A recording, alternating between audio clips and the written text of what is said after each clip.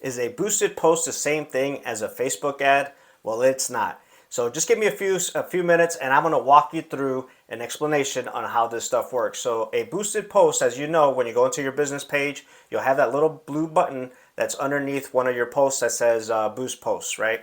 And sometimes Facebook will give you a message where it's asking you if you would like to spend $5, $10, whatever the case may be, for X amount of people. You want to stay away from that, especially if you're a local business. So if you're a local business, as an example, let's just say that you're right here.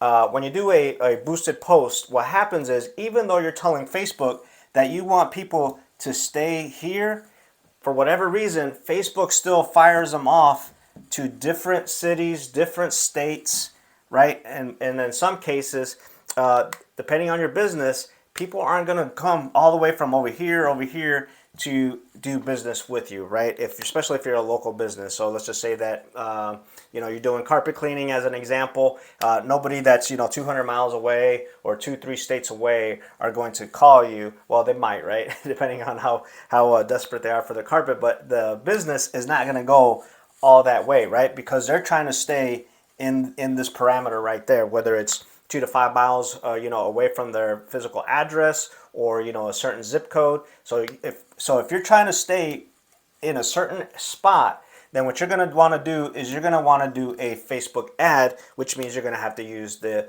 Facebook Ads Manager. It's a little bit more complex.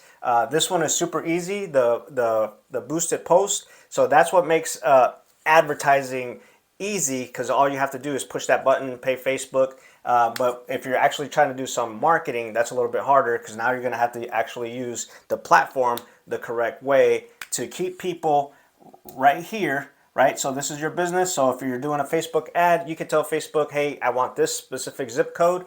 I want this specific, radius around this address, and it's going to keep people right there. Obviously, it can leak out, right? So let's just say that, for example, it pops up on somebody's timeline, right? On somebody's timeline, and they decide to share it, and they have family and friends that live out here. There's nothing you can do from that aspect. But for the most part, you want to use the Facebook Ads Manager if you're wanting to keep people right here. It gives you basically more of a 100% control versus the boosted post that really doesn't give you all the control that you really need. Now, I will say this, it has gotten more sophisticated than what it was in the past, but I still see on my own personal timeline where businesses that are completely in a different state that would require me to be in that city to do business with them popping up on my timeline. So now they're just money's going to waste, right?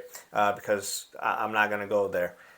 So again, you want to stay away from the boosted posts. You want to use the Facebook Ads Manager. These are not created equal. One of the other big differences, though, is with the boosted post. That has an expiration date. So it's going to say, hey, do you want to spend X amount of dollars for the, I don't know, I don't remember how long it tells you, 3 days, 5 days, 7 days to reach X amount of people. So when you pay that, it shuts off at that point.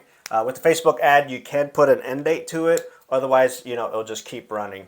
But hopefully this made sense and you found it useful. So, if you're a local business, try to stay away from the boosted posts, because it's really not going to help you out. And again, I talk a lot about having a video. So you can do a video for $1 a day, $2, $3, $4, $5, how much ever you want, right? But you always want to have a video plan, and the best video that you could always be running is one where it's talking about you and your business.